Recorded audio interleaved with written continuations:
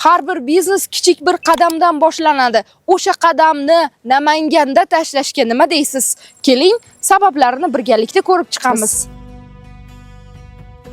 Namangan dehqonchilik, tikuvchilik va hunarmandchilikda boshqa viloyatlarga ustoz, maktab bo'la olgan hudud. Namanganda yoshlar ko'p, ishchi kuchi arzon va malakali. O'z biznesingizni boshlash uchun kerakli kadrlar va malakali mutaxassislarni bu yerdan qiynalmay topa olasiz.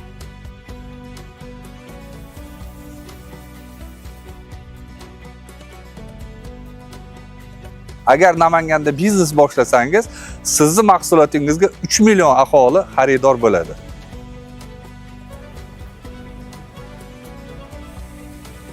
Keyingi vaqtlarda biz Namanganga keladigan mehmonlarimizni yildan yilga sonlari ko'payib bormoqda. Ularning qiziqqan narsalari ko'proq bizning milliy liboslarimizga, ya'ni qo'l mehnatlariga, shularga ularda qiziqish bor.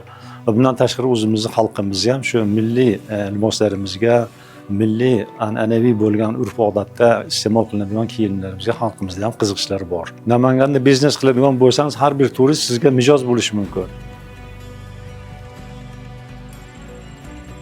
Namanganda nima biznes qilish kerak? Mavzum chustliman. Bilasiz, chusta qanaqa katta insonlar tug'ilgan. Chustimiz qadimdan o'zlarining pichoqlari bilan, o'zlarining do'pidozlari bilan dunyoga tanilgan. Shuga biz shunaqa qilib qaror qildikki, kelinglar, ota-bobomizdan qolgan shu hunardan ko'chilik o'tkazaylik deb. Adashmadik. Boshlanishda aytaylik 300 kishidan boshlagan bo'lsak, hozirgi kunda 1,5 mingta odam ishlayapti. Namangan O'rta Osiyoda bu tekstil shaharchasi viloyati desak yanglishmagan bo'lamiz. Bizga o'xshagan korxonalar viloyatimizda qariyb bir 2000 dona korxonalardan iborat. Tikuvchilik korxonalarini aytyapman. Ko'pchiligi xalqaro brendlar bilan ishlab kelmoqda. Bularni ishlash qoidasini o'rganib bo'ldik.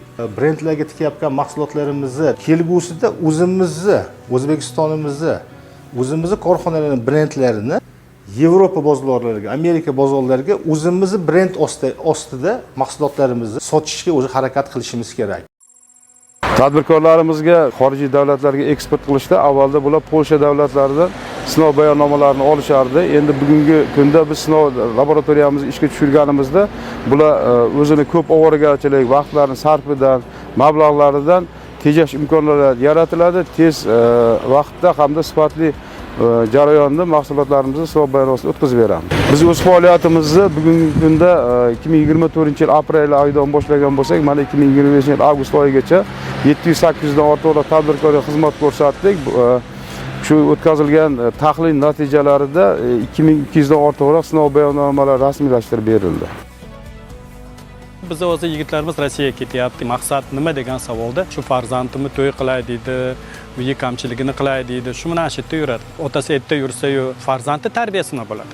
Yangi O'zbekistonni kelajagi kimning qo'lida qoladi? Hurmatli prezidentimiz o'zi bizga katta marralar qo'yganlar. Lekin buni amalga oshiradigan insonlar bu bizning kelajak avlodimiz-ku. Shu halidan kelib chiqib ukalardan maslahatlashib, to'ylari qilib beraylik. Bularni mana shu bosh og'riqdan xolis qilaylik. Shu onasi bizda farzand bo'yiga yetgungacha ishlasa, biz nariga to'yini ham qilib beramiz. Uylanish to'yini. Mana misol uchun o'zi bog'cha qurdik. Bu yerda kamida 2 ta chet el o'rgatishadi. Bemalol onasi ishni qilaveradi. Kechqurun 5 ta bo'ladimi, 6 ta bo'ladimi o'zini olib ketadi. O'ylamaydi, farzandi nima qildi ekan, ishingga yig'ishtirgin, bolangga qaragin demaydi. Bolani tarbiyasini o'zimiz olamiz. Niyat qilganmiz, bular farzandi, ishlarimizni farzandi, bizni farzandimizdan kam bo'lmaslik.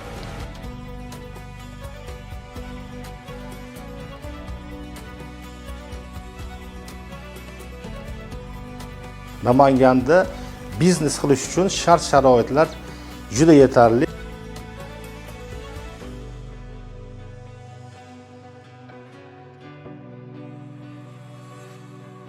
Namanganga keling va biznes qiling.